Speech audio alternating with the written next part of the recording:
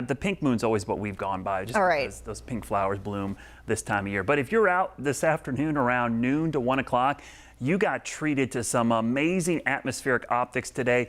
We had iridescent clouds, we had halos, we had all kinds of arcs going on. We got so many pictures today. It really was a pretty amazing day of atmospheric optics. So why did we have all these cool optics in the sky? Well, it was all because of the ice crystals up there. We had certain shapes and sizes in the sky, and because the clouds are moving and the sun is moving, remember, at certain times they hit each other just right to produce some spectacular optics out there. These do happen quite a bit, by the way. Sometimes not as spectacular as they were today, but I find often people don't look up enough to check these things out. They happen at night too with the moon as well. We see 22-degree halos quite a bit as well, and because of that six-sided ice crystal, the light will be refracted at 22 degrees and create beautiful halos around the moon or the sun. You need those high, thin, wispy cirrus clouds, which are anywhere between 25 and 35,000 feet. So really cold up there. They just act like tiny prisms. You remember as a kid, you had the prism, you shine a light through it, bends it all into the rainbow.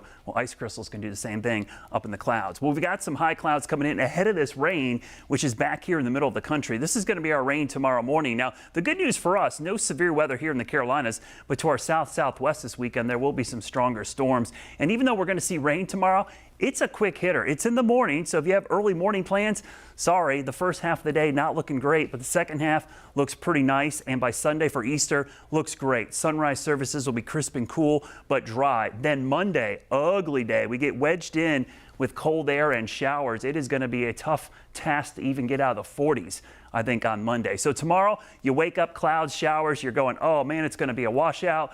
Right through the morning hours, I can't get anything done. I'm not going to mow the yard, honey. And then all of a sudden by noontime, starts drying out. And then you get in trouble because everything's dry by dinner time. You could have got out in the yard and got some work done. So you'll be able to do it tomorrow in the afternoon. But then by Sunday morning, we're dry, beautiful for sunrise services. And then Sunday afternoon, clouds increase. And then here comes that rain on Monday.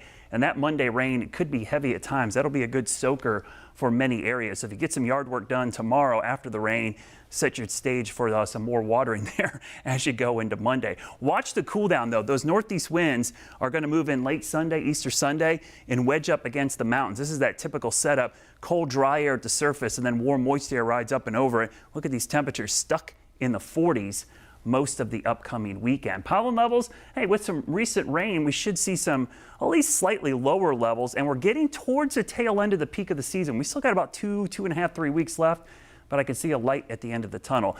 Gardeners, just a heads up, light frost still possible early Wednesday morning. That might be the last one of the season.